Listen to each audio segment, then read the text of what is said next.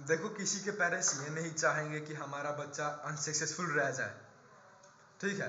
तो बट कभी कभी वो लोग जाने अनजाने में कुछ ऐसी गलतियां कर जाते हैं जिससे तुम अपने फ्यूचर सेल्फ में जाके अपने पेरेंट्स को कोसोगे, और फिर तुम रिग्रेट ही करोगे। Of course you are gonna regret yourself.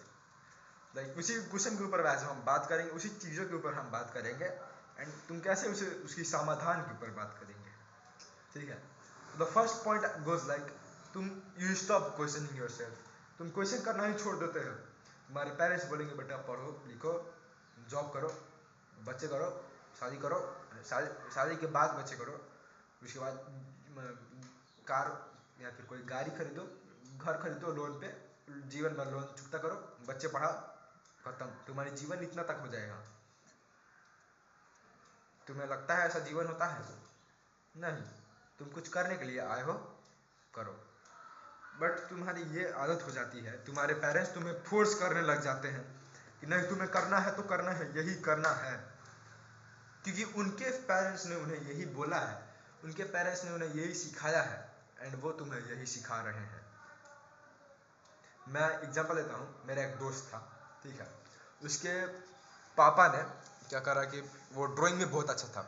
उसकी ड्राइंग इतनी बवाल थी कि वो किसी चीज़ को कॉपी करके बना सकता था, एकदम रियलिस्टिक, एकदम बवाल वाली। तो इसके फादर ने क्या करा कि उसकी ड्राइंग कॉपी फेंक दी। ऑफकोर्स उसकी मतलब फिर एकदम, मान लो कि उसकी पर काट दिया गया, विंग्स उसे काट दिया गया। इसके पापा ने किया। उसके पापा इसलिए करे क्योंकि वो अपने पढ़ाई पे ध्यान नहीं दे रहा था।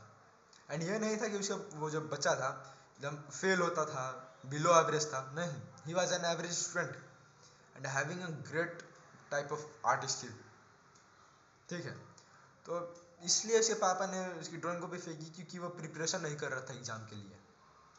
वो ड्राइंग करता था क्योंकि उसकी हॉबी थी ड्राइंग करना, उसका पैसन था ड्राइंग करना, एंड वो अच्छा कर भी रहा था अपने पैसन पे, अपने हॉबी पे।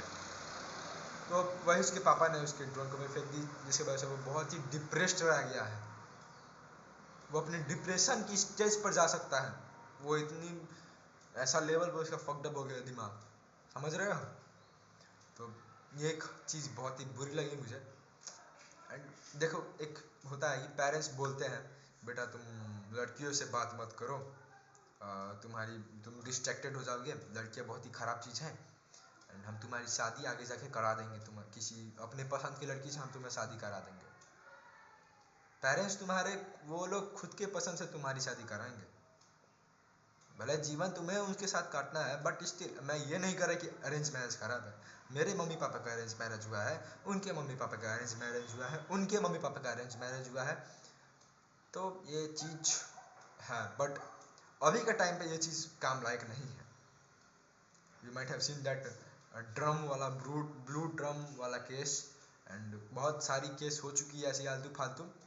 तो अब कुछ लोगों पे ये नहीं बोल रहा हूँ कि पेरेंट्स गलत सोच रहे हैं, अरेंज मैरिज खराब है, दहेज लेना सही बात है। किडिंग।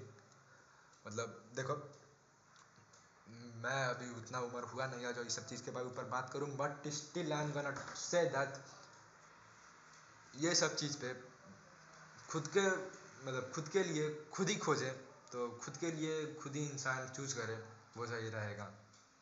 खुद के लिए कोई खुद ड्रीम चूज करे, वो सही रहेगा।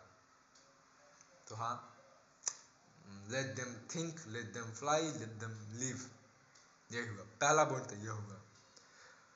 Now let's talk to second point, जो कि है डोंट टॉक विद गर्ल्स। क्या है भाई, क्यों नहीं बात करें? मैं कुछ टाइम पहले तक ये सोचता था वो लोग देवी है, वो लोग हम लोग से ऊपर दर्जे का है, हम लड़कों लोग से ऊपर दर्जे का है, जो कि बिल्कुल सही नहीं है, बिल्कुल भी सही नहीं है। तुम्हें लगता है वो लोग हमारे दर्जे के नहीं है? वो लोग भी एक इंसान है। मेरे कुछ टाइम पहले 2-4 दोस्त लड़की दोस्त बने थे जिनसे मैं बातें करता हूँ, एंड उस टाइम मुझे ये समझ में आया कि हाँ, they are also a normal person. मैं अभी female interaction, I am sorry,